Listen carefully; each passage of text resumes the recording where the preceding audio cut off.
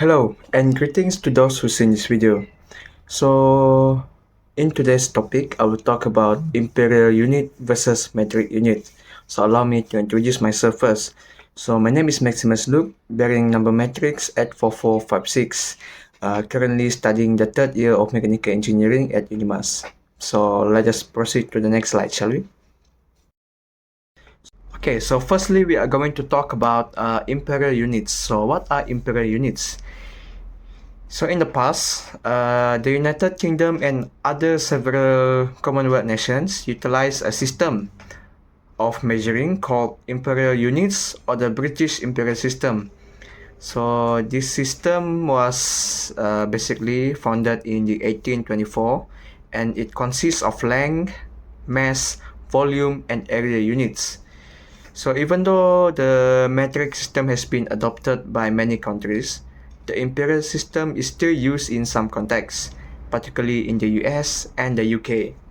So the examples of imperial units are for length, the examples are inches, feet, yards, and miles, whereas for weight, they uses a unit like ounces, pounds, ton, and hundredweight. As for volume, they uses fluid ounces, pints, quarts, and gallons. As for area, they use square feet and acres. Moving on, we have metric unit. So what is metric unit? So it is a decimal-based measurement system that aims to standardize measurement and make computations more easier. Since its establishment in France in the late 70s, it has emerged as the principal system for science, medicine, and a majority of countries globally. So for metric system, they uses base units and prefixes to represent measurements for length, mass, volume, and other properties in a way that it is easier to understand and convert compared to the imperial system. So the example of metric system are length, we uses meter, mass, we use gram, time, we use second, electric current, ampere, and temperature, we use degree Celsius. Okay, so basically we can convert imperial unit to metric system. So as for the aspect of length, 1 inch is equal to 2.54 centimeters, 1 foot is equal to 30.48 centimeters, whereas for 1 yard is equal to 0.9144 meters. Whereas for mass, 1 ounce is equal to 28.35 grams, 1 pound is equivalent to 0.53 kilograms, 1 stone is equivalent to 6.35 kilograms. Whereas for volume, 1 teaspoon is equivalent to 4.93 milliliters, 1 tablespoon is equivalent to 14.79 milliliters. And lastly, we have 1 gallon, which is equal to 3.79 liters.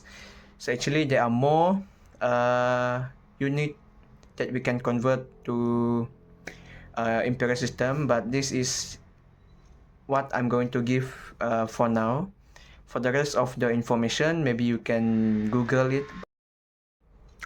Looks like we have come to the end of today's video. So now I'm going to make a comparison between imperial and metric unit.